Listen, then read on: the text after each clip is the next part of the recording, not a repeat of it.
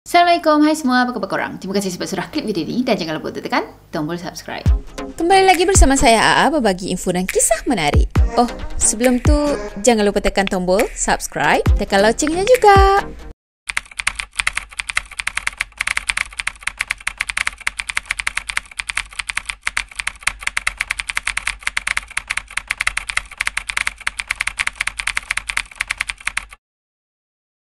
Okey, video ceramah kita pada hari ini, kita sambung kisah tentang pendamping keluarga ex-boyfriend. Ya, mesti korang tertunggu-tunggu dan tak sabarkan nak dengar apa lagi yang jadi dengan hubungan cinta antara diorang ni. Cuma kalau dah tajuk pun ex-boyfriend, maksudnya lepas ni last sekali diorang clash lah. So, dah sedia? Jom kita mula. Okey, part 3 kita tahu yang Tia dah dapat kerja kan dekat sebuah bank dan kita tahu yang diorang ni dah tak selalu jumpa, berhubungan jarak jauh macam tu je. Dan Tia pada masa tu sebenarnya dia ada kenal dengan seorang lelaki. Namanya adalah Gibran. Jadi Gibran ni sebenarnya adalah klien dia. Jadi ada satu hari tu dia terima mesej daripada Gibran yang ucapkan selamat pagi pada dia. So sebenarnya Gibran ni dah beberapa kali dah berterus terang dengan dia yang dia nak berkenal rapat lagi dengan Tia. Yelah, dia nak berkenalan, nak kenal hati budi masing-masing. Dan dah banyak kali jugalah dia ajak Tia untuk pergi minum kopi ke minum teh macam tu tau. Cuma Tia, dia masih lagi setia dengan Hakim. Dan dah beberapa kali jugalah dia menolak pelawaan daripada Gibran ni. Cuma kadang-kadang dia rasa macam tak patut pula sebab dia sepatutnya jaga hubungan dengan klien kan. Cuma dia memang tahu niat Gibran ni nak kenal dia lebih rapat, yang mana dia pada masa tu dah ada boyfriend kan. So macam tak elok lah dia nak keluar dengan Gibran ni dan seolah-olah dia bagi harapan pada Gibran. So dia fikir tak apalah, nanti dekat-dekat raya nanti aku bagi je lah kuih raya ke apa kan, macam tahun-tahun sebelum ni. Dan sebenarnya pada masa tu dia lebih kepada nak jaga hati dia daripada terjatuh hati pada lelaki lain. Dan jauh dekat sudut hati dia pada masa tu, dia harap sangat supaya Hakim ni cepat-cepat lamar dia, supaya tak ada lagi lelaki-lelaki lain yang mungkin nak cuba nasib dengan dia kan. Yalah, dia risau sebab sebenarnya sejujurnya pada masa tu dia dah mula tertarik dengan Gibran. Dan Gibran ni pula dia tak putus asa tau. Walaupun Tia layan Gibran ni macam acuh tak acuh je dan selalu mengelak, tapi Gibran tak putus asa. Dia tetap juga cuba untuk ajak Tia keluar dan kenal dengan lebih rapat lagi dengan Tia ni. Sampailah satu petang tu, lepas waktu pejabat, masa tu Tia plan untuk pergi ke satu pusat beli belah macam tu. Dia nak singgah lah ke sana kejap dia cari barang kan. Dan kebetulan pula mall yang dia nak pergi ni dekat je dengan tempat kerja dia. Masa tu dia pergi ke mall sorang-sorang. So dia jalan-jalan dekat area mall tu. Dia nak pergi cari barang-barang mandian, barang-barang penjagaan diri sebab katanya itu semua dah habis dah. Dan dia sendiri pun dah lama dah tak spend time untuk diri dia sendiri. Yelah, sibuk dengan kerja je kan sebelum ni. Dalam masa dia berjalan-jalan sorang-sorang tadi, tiba-tiba je dia terima telefon daripada Gibran. Dan Gibran cakap yang dia nampak Tia tengah jalan sorang-sorang dekat tingkap bawah. So Gibran tadi dia ajak Tia untuk minum sama-sama dengan dia. Jom naik sini kan, minum sama-sama, lepak-lepak kejap. Dan Tia pada masa tu dia dongakkan kepala dia ke atas. Masa tu jugalah dia nampak si Gibran ada dekat tingkap atas sambil melambai ke arah dia. Lah, betul-betul lah di atas kepala rupanya. Memang time tu dia fikir dah tak boleh nak ngelak dah kan. Takkanlah cakap sibuk ni, saya ada kerja ni macam tu kan. Dah lah sebelum-sebelum ni bila call, bila ajak keluar minum ke apa, dia dah sering mengelak dah. Jadi sebab dia sendiri pun dah tak tahu nak bagi alasan apa, dia sendiri pun dah tak boleh nak mengelak. So dia pun setujulah untuk minum dengan Gibran. Dia naik eskalator ke tingkat atas dan dia jumpa dengan Gibran dekat kafe sana. Katanya masa tu dia borak macam-macam hal yang terkeluar dan juga yang diorang bincangkan. Dan katanya dalam masa yang sama juga dia perasan Gibran ni seorang lelaki yang menarik dan juga berpengetahuan luas. Dia nampak peribadi Gibran ni adalah seorang lelaki yang yakin dengan diri dia dan juga dia nampak ciri-ciri seorang pemimpin dalam diri Gibran. Katanya itulah buat pertama kalinya dia tak teringat langsung dekat Hakim sepanjang dia berborak dengan Gibran tu. Dalam masa yang sama, dia mula rasa tertarik dengan Gibran dan dia pun buat keputusan untuk bagi peluang kepada Gibran, untuk bagi peluang kepada diorang berdua kenal antara satu sama lain dan berkawan pada masa tu. Masa dia nak balik ke rumah, dia dah ada kat dalam kereta dah time tu. Tiba-tiba je dia terpandang ada ekor harimau yang terjuntai macam tu dekat dekat dalam cermin pandang belakang. Masa tu dia terkejut tau. Dan dia pun tolehlah ke belakang kan. Dia nak tengok ada apa-apa ke kat belakang. Tapi dia tak nampak apa-apa pun. Katanya tak ada apa-apa pun dekat belakang. Cuma dia ada tercium lah macam bau-bau hamis macam tu. Dan juga bau mayang pinang yang lembut je. Bau wangi tu memenuhi kereta dia. Sampaikan dia rasa macam tak selesa sebab dia tahu ada kehadiran sesuatu pada masa tu. Dalam masa yang sama, dia berbisik pada diri dia sendiri. Dia cakap, Osman, tangan dia yang pegang steering masa tu dah menggigil dah. Dia terfikir, Osman ikut aku ke ni? Jantung dia pun dah berdebar dan dia fikir, dah kenapa pula Osman nak ikut dia masa ni? So fikiran dia pun macam bercelaru tau. Banyak sangat yang dia fikirkan. Dalam masa yang sama dia cuba beristighfar, dia tenangkan diri, Astagfirullahalazim kan. Dan sambil-sambil dia teruskan pemanduan untuk balik ke rumah. Dekat nak maghrib macam tu, dia dah sampai kat rumah dah. Dan lepas dia dah sampai ke rumah tadi, dia terus masuk ke dalam bilik, mandi dan juga solat. Dah solat semua, dah settle semua. So dia pun duduklah kat sofa kan, rehat-rehat sambil malas-malas macam tu. Dia tengok TV. Dah tu dia terdengar yang mak dia membebel kat dapur. Dia pun tanyalah, dah kenapa bu? Kenapa pula dengan ibu aku ni kan membebel macam tu kan? Maknya cakap, mana pula ayam goreng seketul lagi ni? Tadi ibu goreng 2 ketul tau untuk kita makan. Ibu dah lah nak buat sambal ayam ni. Sambalnya dah siap, ayamnya yang hilang. Ibu dia cakap, mesti kucing Cik Dibah ni, jiran dia lah kan. Dan Tia yang tahu sebenarnya siapa yang ambil ayam goreng tu, dia cuma diamkan diri je dan dia cuma mengeluh panjang.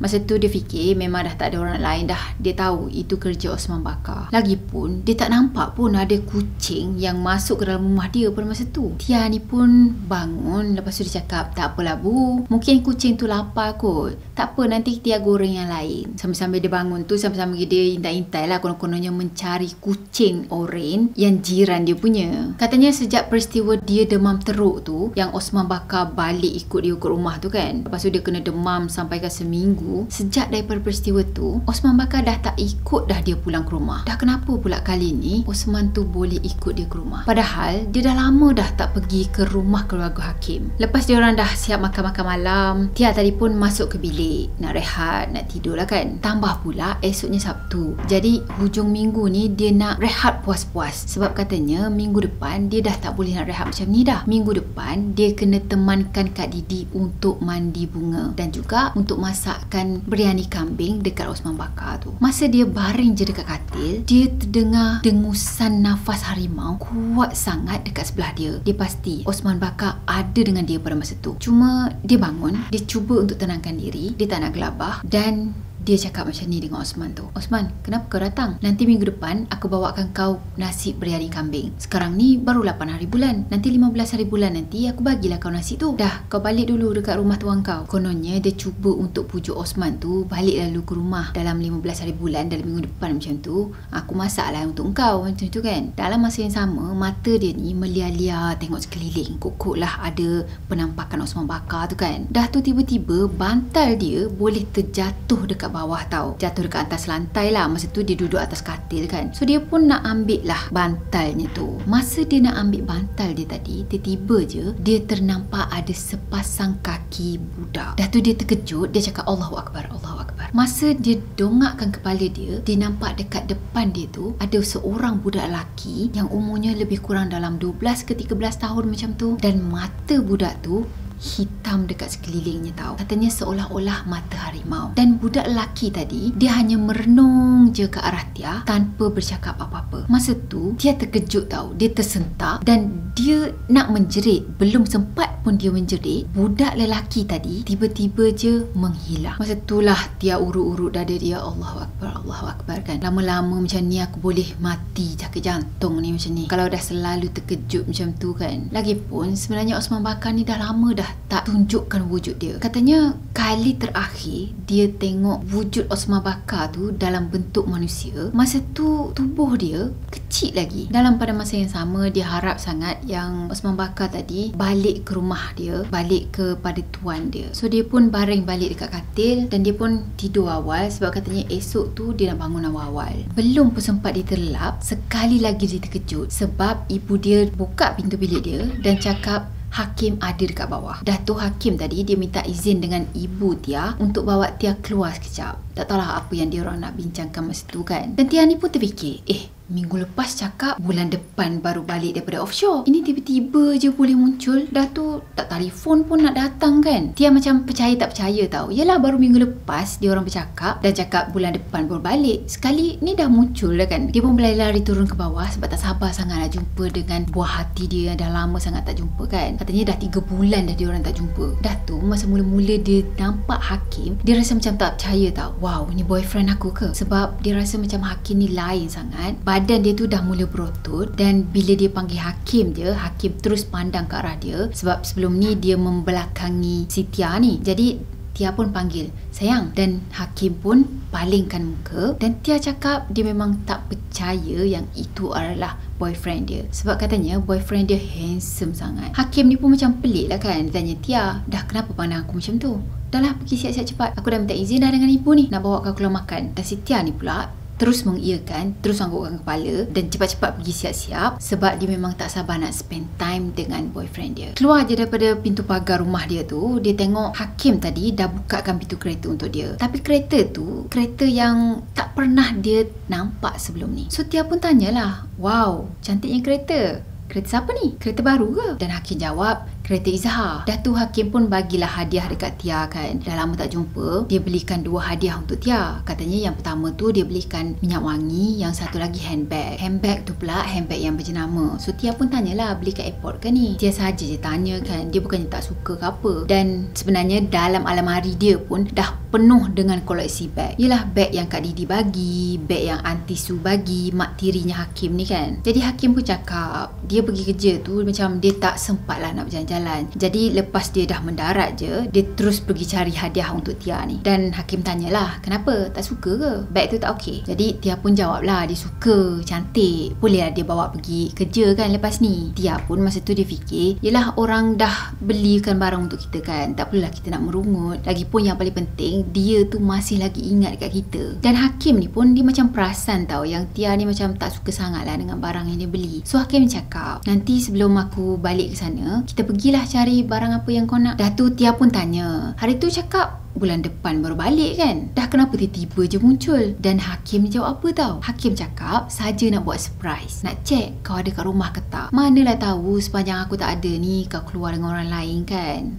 Sudah, dia tahu ke kan si Tia ni memang ada keluar dengan orang lain. Tapi tu pun macam kebetulan sebenarnya. Dah Tia pun jawab, mana ada aku keluar dengan orang lain. Masa tu hati Tia ni dah berdebar dah. Sudahlah, kalau dia tahulah aku keluar dengan orang lain, memang habis lah. Dah tu Tia tadi pun cuba untuk tukar topik perbualan. Dia tanya, betul ke kau nak belikan apa yang aku nak? Dan Hakim pun tanyalah kan, ya, kau nak apa? Dan Tia jawab, kita pergi kedai emas, kita beli cincin untuk tunang. Tia pada masa tu dia pandang ke arah Hakim dengan perasaan yang berharap tau. Dia harap supaya Hakim ni setuju untuk pergi cari cincin pertunangan diorang. Cuma Hakim cuma diam je, diamkan diri. Jadi Tia tengok keadaan Hakim ni macam tolak lagi je kali ni. Dah berapa kali dah kan dah ajak kahwin kan. Dia pun cakap macam ni, cakap tak payahlah beli yang mahal-mahal Hakim, aku janji aku takkan pilih yang mahal. Lagipun jari aku ni kecil je, beli yang murah pun tak apa. Tak perlu pun nak buat majlis-majlis, cukup sekadar Uncle Man, ayah kepada Hakim ni, datang jumpa ibu dan juga bawa cincin. Itu pun dah kira macam dah bertunang lah kan. Dan Tia masa tu masih lagi tak putus asa dengan Hakim. Dia masih lagi berharap yang Hakim akan setuju. Hakim bercakap, Tia, katanya Tia tahu kalau Hakim punya nada macam gitu, itu maksudnya tak setuju lah tu. Dan dia pun sandarkan badan dia dekat kerusi kereta yang masih lagi baru masa tu. Katanya dia boleh bau kereta tu memang kereta baru gila. Dah tu Hakim cakap, kita tak payah nak terburu-buru, kita ada banyak masa lagi. Jadi Tia ni pun tak puas hati lah kan. Dia pun tanyalah, kau tak sayang aku ke? Katanya sayang. Habis tu kenapa kan? Ke aku tak cukup baik untuk kau? Ke kau nak cari orang lain? Tapi Hakim cakap, Tia, kau yang terbaik. Tapi jadi yang terbaik tu tak cukup sebenarnya. Saya pun tak faham kenapa dia tak nak menghalalkan teman wanita yang dah terlalu lama dia berhubungan. Sampaikan si Tia ni dah naik geram tau. Dan dia tanya Hakim, kenapa? Kau gay ke? Tia ni pun macam saja je nak cucuk Hakim kan. Jadi Hakim cakap yang dia masih lagi belum bersedia untuk ada komitmen dalam perkahwinan. Jadi Tia pada masa tu dia cuma fikir, untuk apa dia orang bercinta kalau dia orang tak nak berkahwin, kalau Hakim ni tak nak berkahwin dengan dia. Masa tu jugalah Tia fikir yang semua ni, maksudnya hubungan dia selama ni buang masa, sia-sia je. Jadi Tia pun tak nak gaduh panjang. Dia cakap tak apalah kalau kau belum bersedia kan. Cuma dalam masa yang sama, dia dah menangis-nangis dah dekat situ. Katanya time tu dia orang pergi lepak, dia orang pergi makan-makan, dan si Tia ni tak banyak bercakap. Dia pun macam, yelah, kalau siapa-siapa ada pada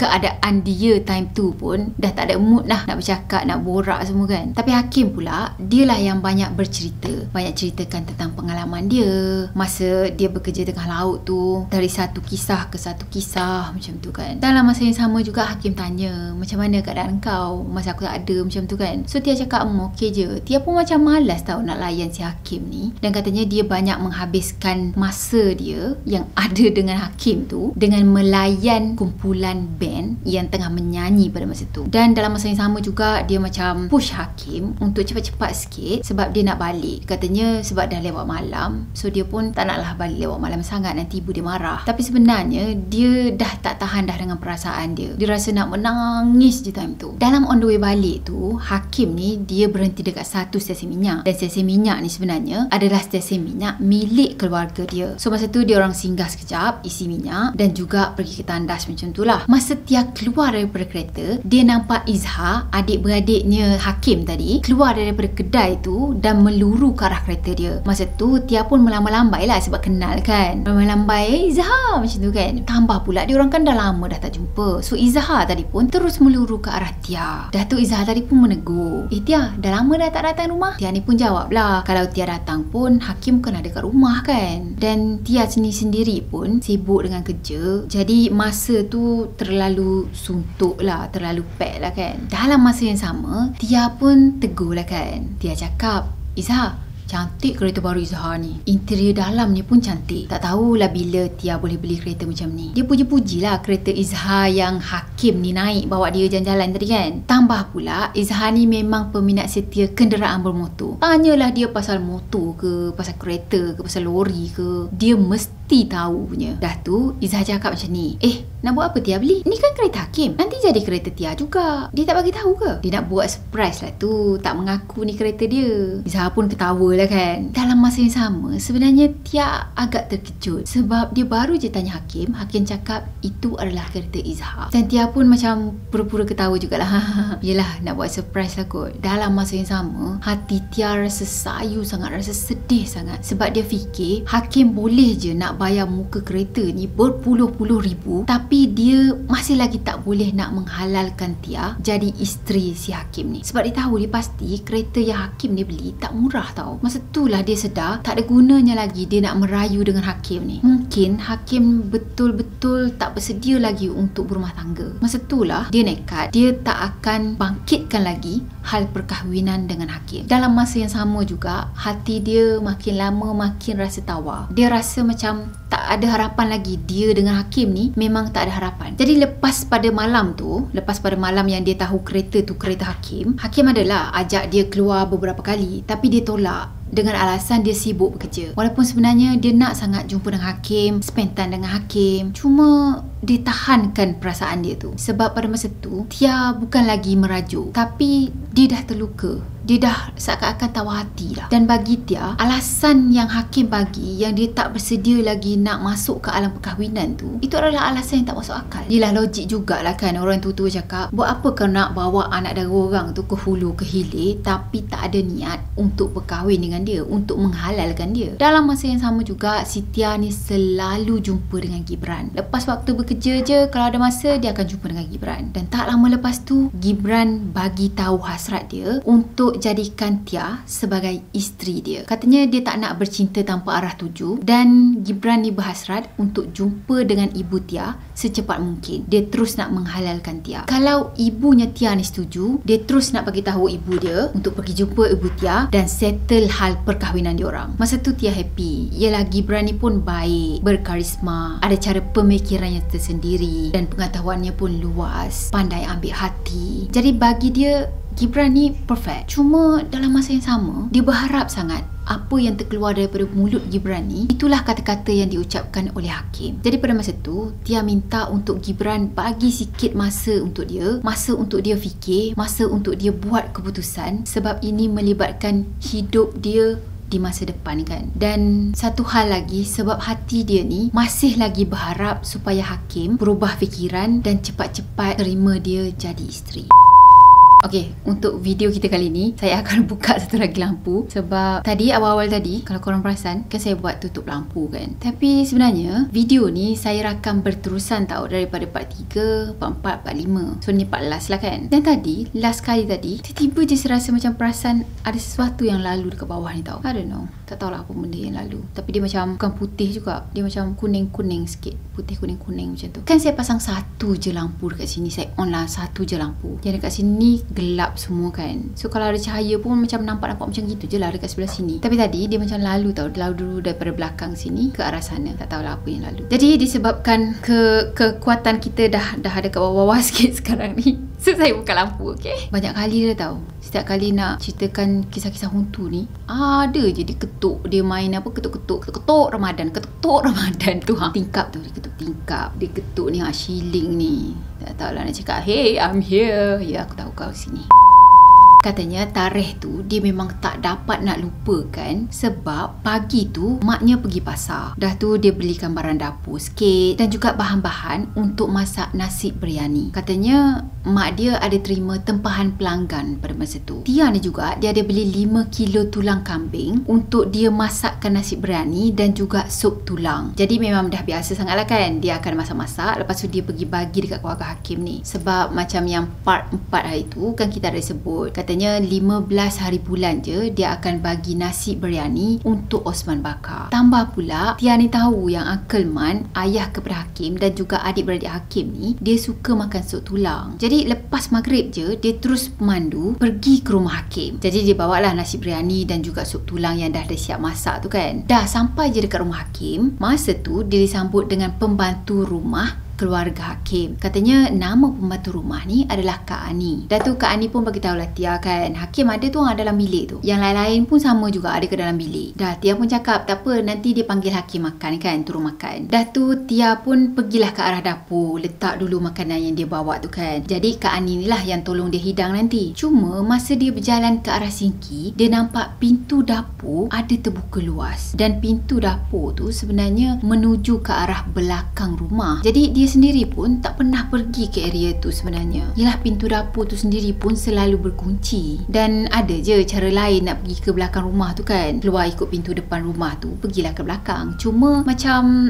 tak ada sebab kenapa dia nak pergi ke belakang rumah. Jadi dia memang tak pernah jejakkan kaki ke sana. Jadi sebab dia nampak pintu dapur tadi ada terbuka luas, dia pun pergilah ke arah belakang rumah tu untuk cek siapa yang ada dekat sana. Masa tu cahaya lampu spotlight dekat kawasan belakang rumah terpasang. Jadi dekat belakang tu memang terang benderang lah. Dan dia tengok dekat belakang rumah tu pun ada pohon-pohon, lepas tu pokok-pokok bunga. Sama je dengan hiasan yang ada dekat depan rumah. Masa tu juga dia nampak Hairi ada duduk dekat atas sebuah kerusi dan membelakangi dia. Masa tu dia terfikir, apa pula yang Hairi buat dekat sini kan? Hairi ni pula dia nampak macam santai je. Dia pakai baju t-shirt seluar pendek dan nampak macam Hairi tengah buat sesuatu tau. Dia nampak macam ada asap kepul-kepul, macam Hairi ni tengah masak sesuatu dekat belakang tu. So Tia tadi pun tegur lah kan. Tia tanya, Hairi, kau masak apa kat luar ni? Jadi Tia ni pun dia tak puas hati. Dia nak juga tengok apa yang Hairi tengah buat. So dia pun sarung slipper pergi ke arah Hairi. Dah tu dia tanya, Hairi, kau masak apa? Kau buat apa ni? Dalam masa yang sama, Hairi ni menoleh ke arah Tia. Dahi dia ni macam berkerut-kerut macam tu tau. Tapi dia tak balas apa yang Tia cakap. Dan mulut dia pula terkumat kamit baca sesuatu. Dekat tangan dia ada sekeping gambar seorang wanita. Dalam masa yang sama, Hairi ni seolah-olah macam tengah masak sesuatu, tengah kacau sesuatu dalam kuali. Dan Tia pun pandanglah ke dalam kuali tu kan, sebab dia nak tahu apa yang si Hairi tengah masak. Masa tu dia nampak Hairi tengah goreng pasir. So dia pun tanyalah, apa tu Hairi? Pasir ke? Kenapa kau goreng pasir? Cuma segala pertanyaan dia tak dijawab oleh Hairi. Hairi tak endah dengan pertanyaan Tia ni semua dan dia fokus dengan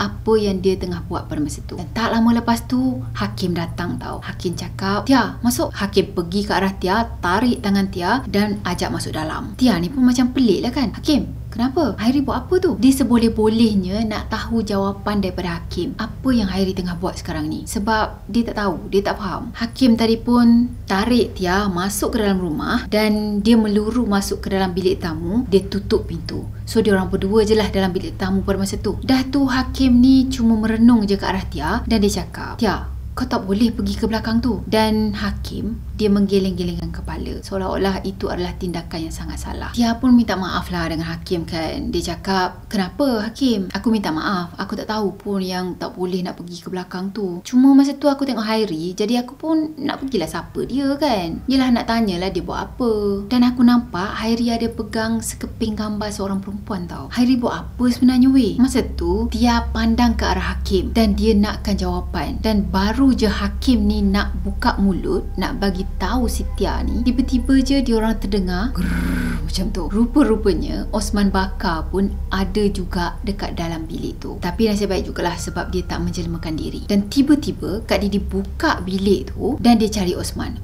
Dia tercari-cari Osman dekat sekitar bilik tu. Dah Kak Didi pun cakap macam ni tau, Hakim, dalam rumah sendiri pun dah buat maksiat ke? Masa tu Tia ni macam berdebar-debar lah kan. Dia takut Kak Didi tu fikir yang bukan-bukan sebab dia orang tak ada buat apa-apa pun. Dah Tia pun cakap lah kan, kami tak ada buat apa-apa pun Kak Didi. Dan Kak Didi cakap, terima kasih lah sebab dah masakkan untuk Osman. Lepas ni kau dah tak payah masak lagi dah. Dan kau tak perlu dah nak temankan aku mandi bunga. Kau pun dah tak suci. Kak Didi boleh cakap macam tu tau. Tia dengan Hakim pada masa tu terkejut lah kan. Kenapa Kak Didi boleh cakap macam tu? Tia tanya, apa maksud Kak Didi ni? Hakim pun marah juga. Kau cakap apa ni Didi? Aku dengan Tia baru je masuk dalam bilik ni. Kami tak buat apa-apa pun. Kau tanyalah rimau bulaan kau ni. Dia ada kat sini kan? Masa tu Hakim dah tinggikan suara dah dengan Kak Didi ni. Dan Kak Didi, dia cakap sesuatu yang buatkan diorang ni semua tersentak. Diorang ni semua terkejut tau. Dia cakap macam ni, aku bukannya cakap tentang kau dengan Tia. Aku tahulah kau tak berani nak buat apa-apa dengan dia. Tapi laki lain belum tentu kan? Betul tak Tia? Dia cakap macam tu. Hakim lagilah tak puas hati kan? Seolah-olah macam Kak Didi ni ada tahu sesuatu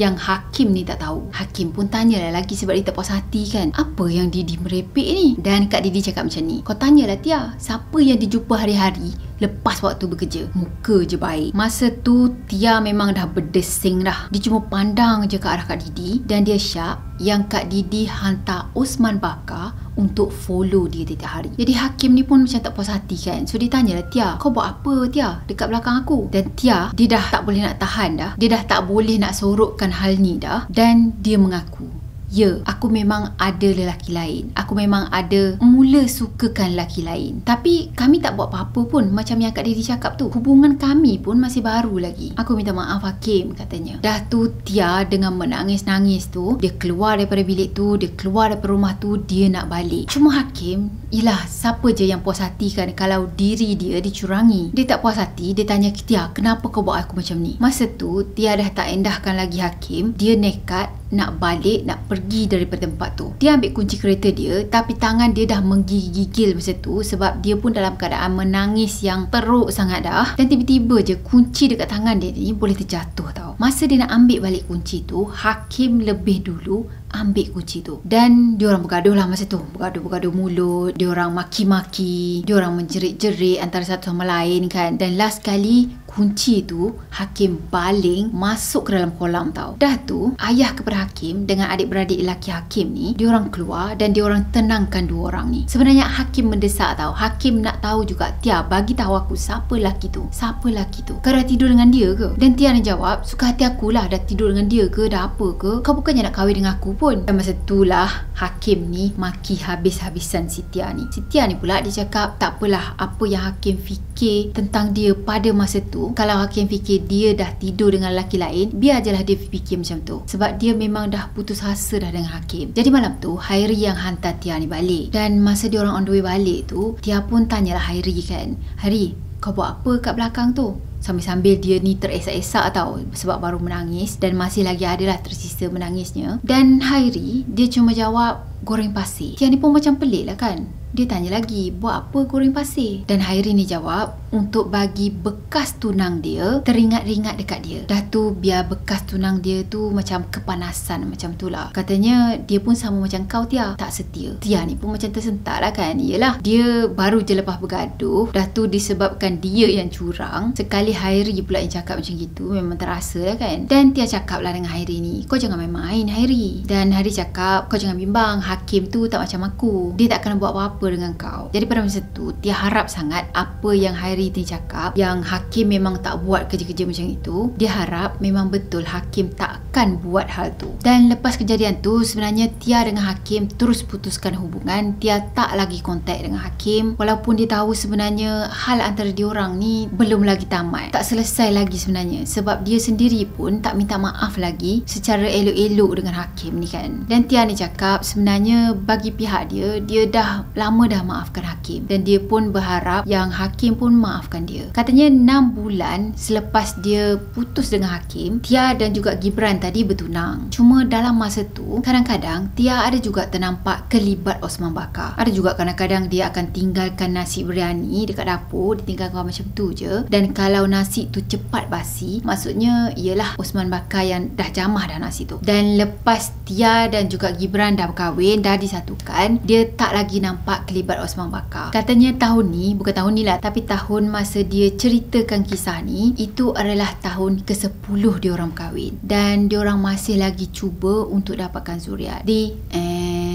Okey, daripada kisah kita secara keseluruhannya, saya rasa macam bukan, macam mana nak cakap, saya tak berhak untuk menilai apa yang keluarga dia buat ni betul ataupun salah, sebab saya rasa keluarga dia lebih tahu apa yang dia buat tu betul ataupun salah. Tapi yang kita boleh ambil pengajarannya dekat sini, cepat-cepat halalkan pasangan korang, cepat-cepat halalkan teman wanita ataupun teman lelaki korang. Dan percayalah, jodoh, ajal, maut, rezeki tu semua di tangan Allah. Ingat balik cerita Piramli kita tu kan, bukan di tangan bapak, tiba-tiba bukan tangan bapak. Betul jugalah tu, kalau bercinta lama macam mana sekalipun, kalau yelah bukan jodoh kita dengan dia, kita tak akan disatukan dengan dia juga kan. Jadi last sekali, jangan cuba-cuba untuk mendekatkan diri ataupun menjerumuskan diri dengan hal-hal yang kurafat ataupun perbuatan yang boleh bawa kita kepada syirik. Okeylah, saya rasa sampai di sini untuk video kali ni. Saya harap korang sukakan video ni, dan macam biasa kalau korang sukakan video ni, jangan lupa untuk tekan tombol like, comment, share dan juga subscribe. Jumpa lagi next video. Bye bye. Assalamualaikum warahmatullahi wabarakatuh. Bye bye.